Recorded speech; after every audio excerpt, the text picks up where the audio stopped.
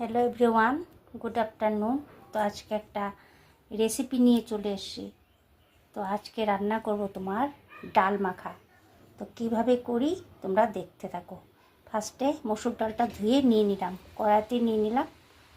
তারপর এক এক করে পেঁয়াজ কুচি দিয়ে দিলাম,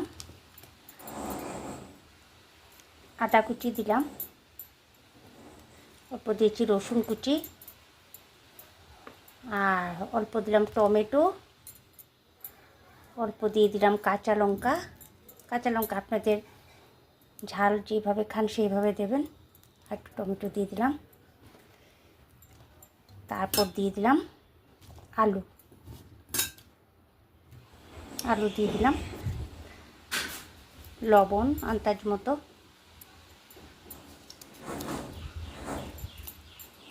আর অল্প দিয়েছি লঙ্কার গুঁড়ো, আর দেব হলুদের গুঁড়ো আন্দাজ মতো। তারপর দিয়ে দিলাম সরষের তেল, আর অল্প দিয়ে দিলাম ধনেপাতা কুচি।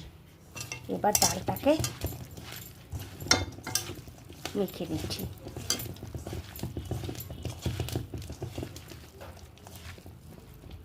দেখো ডালটা আমার মাখা হয়ে গেছে। এখন রান্না বসাবো, তোমরা দেখতে থাকো, কমপ্লিট হয়নি কিন্তু। এ দেখুন ডালটা ভেজে নিচ্ছি। ভাজা হয়ে গেলে তারপরে অল্প জল দিয়ে ঢাকা দেবো। অল্প জল দিয়ে দিলাম। এখন নাড়াচাড়া করে ঢাকা দিয়ে দেবো। হ্যালো বন্ধুরা,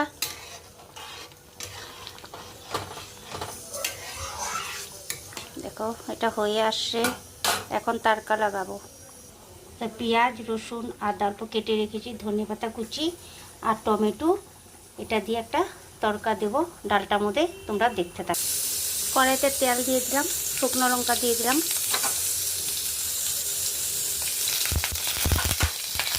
শুকনো লঙ্কাটা ভাজা ভাজা হয়ে গেছে। রসুন, লঙ্কা, আদা, পেঁয়াজ সব একসাথে দিয়ে দিলাম তেলে।